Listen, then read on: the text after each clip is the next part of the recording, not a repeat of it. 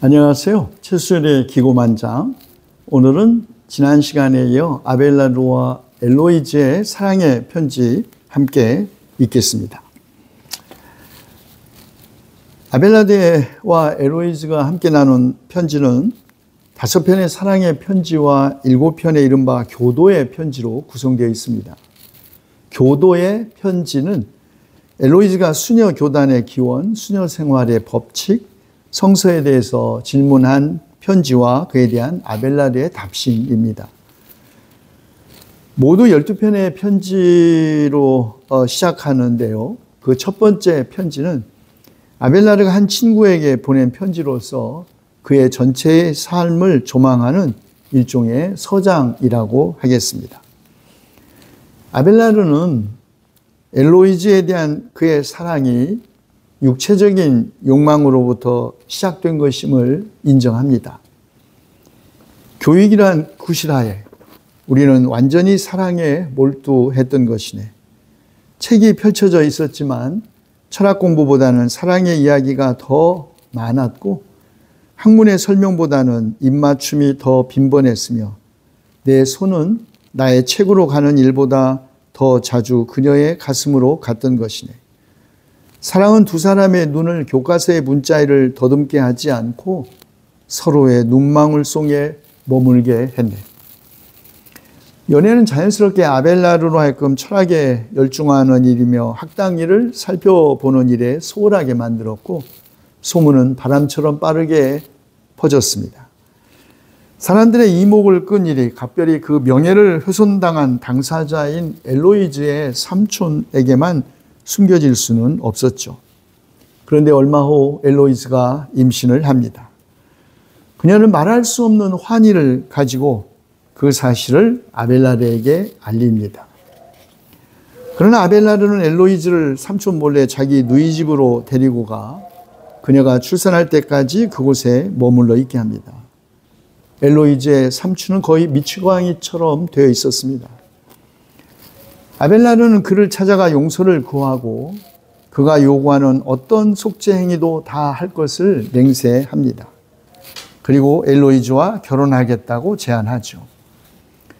그러나 아벨라르는 자신의 명예가 손상당할 것이 두려워 결혼을 비밀로 해준다는 조건하에 제안한 것입니다. 엘로이즈의 삼촌은 제안에 동의했지만 사실 기꺼이 한 건 아니죠. 사실 그를 속이기 위한 전략이었다고 보입니다. 그런데 갑자기 엘로이즈가 결혼을 반대합니다. 이유는 두 가지. 삼촌의 성품을 잘 알고 있었던 엘로이즈는 그 결혼이 위험하다는 것과 그리고 결혼이 아벨라르를 불명예스럽게 만든다는 이유를 들었습니다. 엘로이즈는 아벨라르라는 그 찬란한 빛을 세상으로부터 자기가 약탈했다는 비방이 자기에게 퍼부어질 것이고 얼마나 큰 손실을 교회에게 줄 것이며 철학에는 얼마나 많은 눈물을 흘리게 할 것인지 그리고 자연이 전 세계를 위하여 창조한 한 남자가 단 한 여자에게 시중들며 수치스러운 속박 아래 굴종되어 있는 일은 얼마나 어울리지 않는 탄식할 일이냐 이렇게 이유를 들었다고 합니다. 이상하지 않습니까? 정말 엘로이즈가 그렇게 말했을까요? 의심이 가지 않을 수 없습니다. 솔직히 편지의 문맥을 뜯어보면 아벨라르는 자신의 탐욕에서 비롯된 사랑을 정당화하고 오히려 책임을 엘로이즈에게 전가하는 것 같습니다. 엘로이즈가 다음과 같은 말을 덧붙였다는 주장을 들으면 아벨라르가 과연 자신의 명성과 명예보다 더 엘로이즈를 사랑했는지 의구심이 들 정도입니다. 엘로이즈가 이렇게 말했다는 것입니다. 아내가 당신의 철학 연구에 초래하게 될 지장은 잠깐 제쳐놓고라도 정식 결혼이 당신에게 줄 위치를 생각해 보십시오. 결국 신학이나 철학의 명상 속에 잠겨 있을 사람이 옆에서 들리는 갓난아기의 울음소리며 유모의 노랫소리며 집안 살림에 분주한 하인배들의 시끄러운 소요소리를 견딜 수 있겠습니까?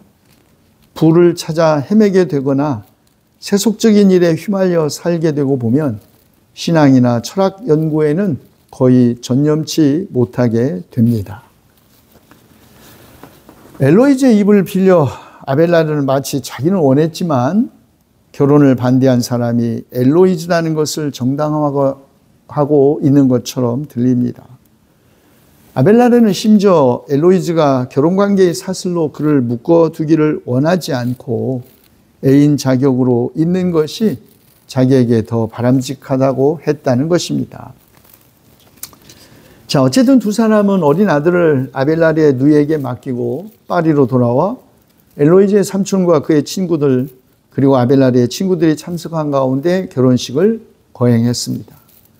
식이 끝난 후 두 사람은 비밀리에 헤어졌고 결혼 사실을 비밀로 하려고 가끔 사람의 눈을 피해 만났습니다. 그러나 엘로이즈에 대한 삼촌의 학대가 시작되었고 아벨라르는 엘로이즈를 아르장튜라는 수녀원으로 보냅니다. 그러자 격분한 엘로이즈의 삼촌은 하인을 매수하여 그가 잠든 사이에 거세를 해버립니다. 충격과 수치감은 아벨라르를 수도원으로 도망치게 했고 소식을 들은 엘로이즈도 수도 서원을 합니다. 그러나 이런 사건과 추문에도 불구하고 아벨라르의 학문에 대한 열정은 식지 않았고 하나님의 진정한 철학자라는 명성도 수그러들지 않았지만 스승과 동료들의 시기와 질투, 그치지 않는 이단 시비와 위협적 공격, 가난하고 힘든 수도원 생활 속에서 두 사람의 삶이 어떠했을지 우리는 충분히 상상할 수 있습니다.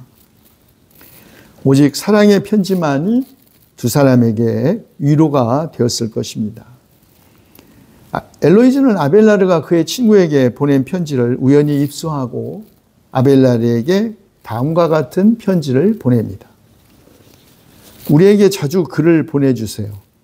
그리고 당신이 아직도 떠다니고 계신 인생의 고해에서 당신이 어떻게 출렁대고 계신지 써보내주세요.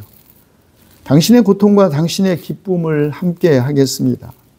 고통은 함께 괴로워하는 자가 있을 때 경감되는 것이며 무거운 짐은 여러 사람에 의해 나누어질 때 가볍게 지탱되고 쉽게 운반되는 법입니다. 나의 이미시여 당신은 알고 계십니다. 그리고 온 세상이 다 알고 있습니다. 당신이 이루신 것을, 그리고 그 때문에 내가 모든 것을 다 잃었다는 사실을. 비열하고도 감출 길 없는 배신 행위가 무서운 일격을 가함으로 해서 나로부터 당신을 앗아감과 동시에 나 자신까지도 스스로에게서 뿌리채 뽑아가 버리고 만 것입니다. 나는 나의 위로를 위해서 당신 이외의 그 어느 누구도 원하지 않습니다. 모든 내 불행의 근원이신 당신만을 원합니다. 오로지 당신만이 나를 슬프게도 할 수 있고 오로지 당신만이 나에게 기쁨과 위안을 주실 수도 있습니다. 내가 아직도 당신 외에 다른 아무것도 구하고 있지 않다는 사실은 하나님만이 아십니다. 내가 원한 것은 오로지 당신뿐이었으며 결혼 후에 어떠한 재물도 생각하지 않았으며 내 기쁨이나 내 소망 따위는 생각조차 없었습니다. 아벨라르는 결혼을 하면 모든 문제가 해결되리라 생각했을지 모릅니다. 그러나 엘로이즈가 원한 것은 결혼이 아니었죠. 엘로이즈는 아벨라르가 친구에게 보낸 편지에서 자신이 결혼보다는 사랑을, 얽매임보다는 자유를 선택하게 된 이유를 온전히 말하지 않은 것을 지적하면서 다음과 같이 말합니다. 신을 걸고 맹세합니다만 전 세계를 다스린 아우구스투스 황제가 나에게 결혼의 영예를 바치며 전 세계를 영구히 지배케 함하고 확약해 준다 해도 나는 그의 황후로 불리기보다는 당신의 창부로 불리는 편을 더 달갑게 여겼을 것입니다. 사람은 재물이나 권력으로 그 유대성이 결정되는 것은 아닙니다. 엘로이즈는 아벨라르가 당대 최고의 학자였기 때문에 사랑한 것이 아니었습니다. 사랑의 기쁨 그 자체가 그녀를 사랑으로 인도했던 것이죠. 엘로이즈는 이렇게 말합니다. 나에게는 우리가 함께 맛본 저 사랑의 기쁨이 너무나 감미로워 그것을 뉘우칠 생각이 일지 않을 뿐더러 그것을 내 기억에서 지워버릴 수도 없습니다. 동을 향해서나 서를 향해서나 그것은 항시 욕망이 되어 눈앞에 어른거리고 잠들어 있을 때조차도 그 환상은 나에게서 떠나지 않았습니다. 자신이 저지른 죄가에 대하여 회한을 품고 있어야 할 시기에 나는 도리어 다시 범할 수 없는 잃어버린 것에 대해 그리움을 느끼고 있는 것입니다. 내 삶의 모든 단계에서 하나님이 아시는 일입니다만 나는 하나님을 노하시게 하는 일보다 당신을 노하게 할까 더 근심해 왔습니다.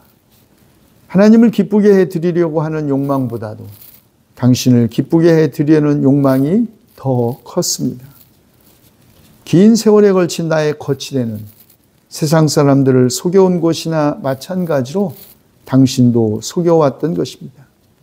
당신은 나의 위선에 불과한 것을 경건으로 생각하고 계십니다. 정말 부탁이 오니 이 몸을 그렇게 높이 평가하지 말아 주십시오. 나를 튼튼한 여자로 생각지 마시옵고 내가 흔들리지 않도록 잡아 주십시오. 겉으로는 최고의 지성을 갖추고 헌신적인 수녀 원장으로서 의연하게 보이지만 엘로이즈는 아직도 아벨라르에 대한 사랑으로 흔들리고 있음을 솔직하게 표현하고 있습니다. 그러나 두 사람은 결코 만나지 못한 채 먼저 아벨라르가 세상을 떠나면서 중세 최고의 스캔들이자 러브 스토리도 함께 끝납니다. 누구나 다 알 것 같고 대답도 거의 비슷할 것 같지만 정작 대답하기가 가장 어려운 질문은 바로 사랑에 대한 질문입니다. 그러나 더욱 이해하기 어려운 것은 사랑도 사치라는 생각이 요즘 젊은 세대의 지배적이라는 것입니다. 이른바 3포 세대, 곧 연애, 결혼, 출산을 포기한 세대의 현실이죠. 높은 청년 실업률, 엄청난 집값과 사교육비 때문에 사랑도 사치가 되었다는 것이겠죠. 일본에는 사또리 세대라는 개념이 있다고 합니다. 20년 동안 장기 불황을 겪고 있는 일본에서 2013년에 등장한 개념인데요. 꿈도 목표도 실현하기 힘든 세대가 도달한 깨달음이나 득도의 의미를 담고 있다고 합니다. 사토리 세대는 무의미한 소비에 종지부를 찍을 뿐 아니라 일체의 소비에 무관심합니다. 그들은 자동차를 사려고 하지도 브랜드 옷을 입으려 하지도 스포츠나 술이나 여행뿐만 아니라 연애나 결혼에도 관심이 없고 또 돈을 벌겠다는 의욕도 없다고 합니다. 한국에도 이런 세대가 있는지 모르겠지만 이들의 공통점, 사랑에 대한 무관심 혹은 냉소라고 하겠습니다.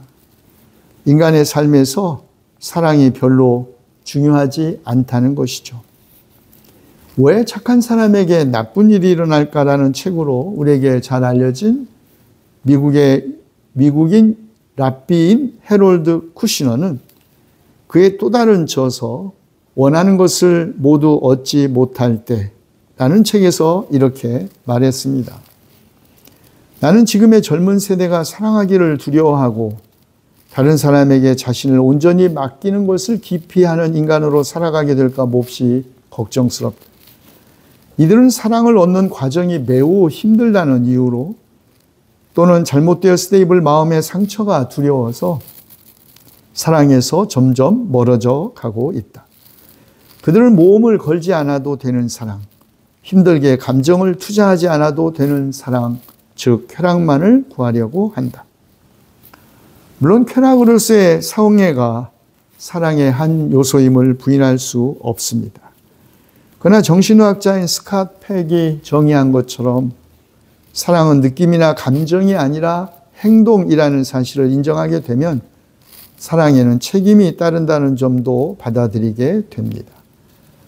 감정은 우리의 의지대로 통제할 수 없지만 행동은 우리가 자의적으로 선택할 수 있고 또 목적과 의지만 있으면 어떤 행동도 취할 수 있습니다. 다시 말해 사랑의 감정은 저절로 생기는 것이 아니라 우리가 사랑의 행위를 하는 데 따른 결과란 것입니다. 그런데도 사회의 대부분의 사람들은 사랑에 빠진다라고 표현합니다. 아직도 사람들이 그런 환상에 매달리고 있는 까닭은 사랑에 빠지는 것이 의지를 가지고 사랑을 선택하는 것보다 훨씬 더 수월하기 때문입니다. 누군가에게 정신없이 빠져들어 황홀한 느낌에 사로잡힐 수 있다고 믿음으로써 선택과 의지라는 힘겨운 과정을 피하려는 것입니다.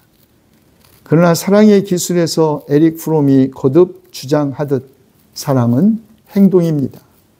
즉 본질적으로 자신의 의지가 담긴 행동이죠. 누군가를 사랑한다는 것은 단지 감정적으로 굉장히 끌린다는 뜻이 아니라 하나의 결정이고 하나의 판단이고 또한 하나의 약속입니다. 경청해 주셔서 고맙습니다. 다음 시간에 뵙겠습니다.